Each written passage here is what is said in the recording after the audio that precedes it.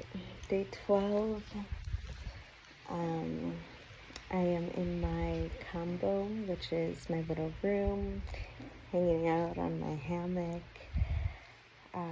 just taking a little rest. We've had a long day. We made some medicine today. They call it brain blood, which, as you can imagine, is really good for the brain, really good for the neurology of your brain, reprogramming everything in your brain, really good for your memory, lots of stuff. So we did that in the morning. Had a couple workshops. They have a meditation going on right now, which I didn't stay for because I'm just a little beat. Last night's ceremony, I was up for a while, so I just needed a little bit of me time. So I've been really surrendering to this process, surrendering to the medicine, surrendering to the Dieta. It's really important to surrender to all of this and just see what comes up for me during these times, what comes up for me on the diets. Yeah, it's interesting. This entire thing has been interesting. So I wanted to chat a little bit about this other dieta that I'm doing. So the second month, we get to choose our dieta. So there's, I think, 5 plants that we can choose from. So I chose this plant called Chullachaqui, which is energetically, he is in love with the Noya Rao tree. And he's a trickster. He is a trickster of the forest. He's also the protector of the forest. He protects all the other plants in the forest. And he's also helps you bring your manifestations into reality. So each of these plants have different properties of it. Some are for self-confidence, some are for self-love, some are for internal healing. So this one that I decided that I'm going to do is all about protection and manifestation. And me, as I'm stepping into the role of a facilitator, I think a protection dieta would be really powerful for me. So I can be in protection not only for myself while I'm serving medicine, but also for the people that come to ceremonies with me, so I can help and protect them better as well.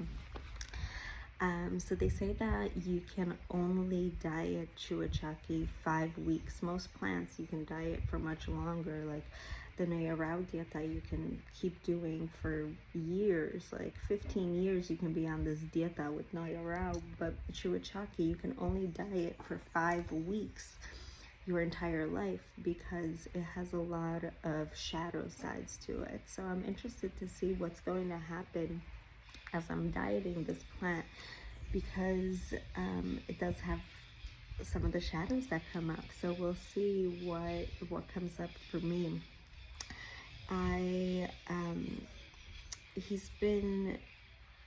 Chullachaqui been coming up for me quite a bit lately, and like I said, like he's a jokester. So if you start seeing some, like, these plants might start calling you. If you have a calling to work with this plant, like, they'll start calling you. Like Noya Rao started calling me before I even wanted to work with Noya Rao, and I didn't realize that. Same with Chullachaqui. So like I'll hear like knocking on my door in the middle of the night, or my name called out in the middle of the night, and there's no one there. Or yesterday, oh my gosh, I got such a laugh from this. So yesterday I went on a walk to the big Noya Rao tree, and it's far, it's like a 20-minute walk more or less. And I'm walking, and the entrance to the forest it disappeared.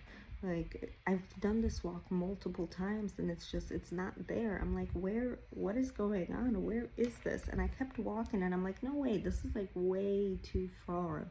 I don't know what's going on. Like, this isn't right. And I'm like, Noya Rao, are you back there? And she's like, yeah, I am. I'm like, why? What the heck? Why didn't you tell me? And then I hear Chullachaqui laugh.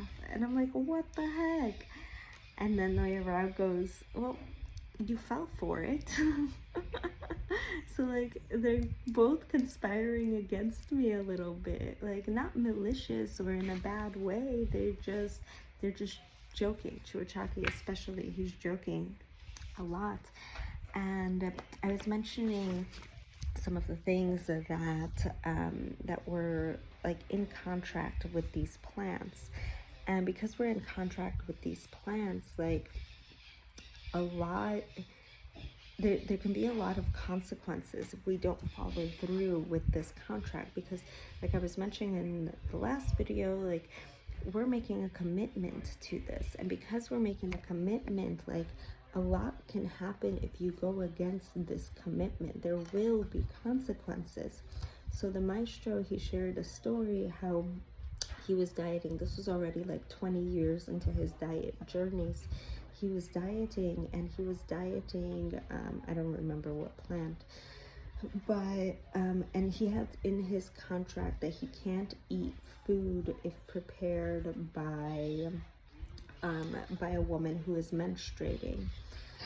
And he went to his parents' house, and there was like no one was home, and there was like some fish and plantains on the grill, and he's like, oh, I can eat fish and plantains, so I'm just gonna eat this. So he eats it, and this plant punished him. I want to say it was Noya Rao. It punished him so much that he lost, from waist down, he went paralyzed for 2 years, and his family was like starting to get worried about him.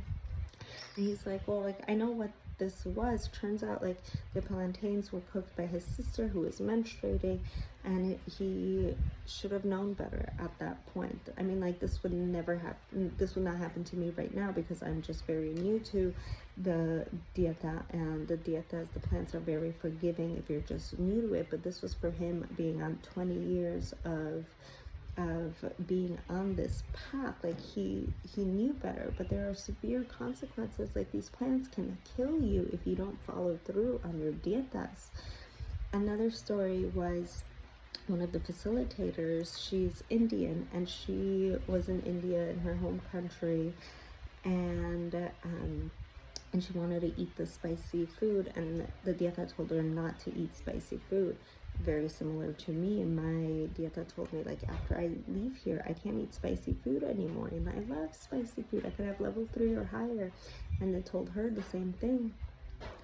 And she's like, oh, I'm in my home country, can I have this spicy food this one time? And the Dieta told her, yeah, that's fine, sure, you can have it this one time.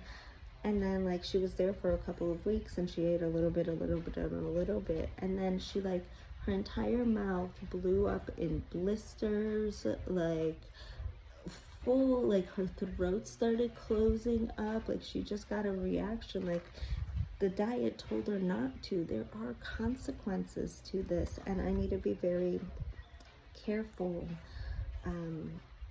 with how I'm interacting with these diets and what's coming through.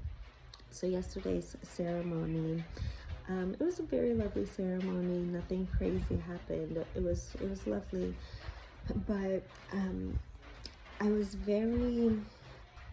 a couple things came through for me. I was very in my heart center, very in my gratitude for my entire community back home, back in Colombia. Like I miss them so much, and like I was just so grateful for them supporting me on this journey and helping me through and supporting me and acknowledging me and just seeing me for me, just very in gratitude, very in my heart center.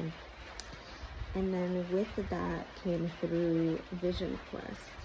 And I've had ideas of vision quests for a couple of years now. I've had multiple friends do vision quests, and they're like, oh yeah, I know you should do vision quests. And I'm like, no, like that sounds horrible to me. But Vision Quest came through, and I think I might be doing Vision Quest in January. And if you're not familiar with what Vision Quest is, it's a spiritual path where you sit on the side of a mountain for 4 days, no food, no water, and you pray. It's just you and God on the side of the mountain. And I think this process is really preparing me for Vision Quest, and it scares me. It scares the heck out of me. But now I have I'll have these 2 months in the jungle. I'll have Noya Rao, which is my direct connection to God, and I'll have Chullachaqui, which is my protector.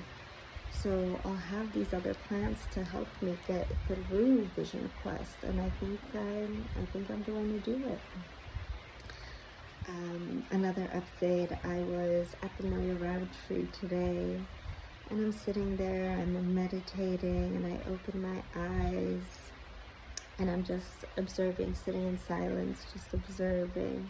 And all of a sudden a little fairy flies by me and just like hangs out really quickly over here, and then, or I'm showing you, like really close to me, like right here-ish, hangs out for a couple of seconds and then flies away.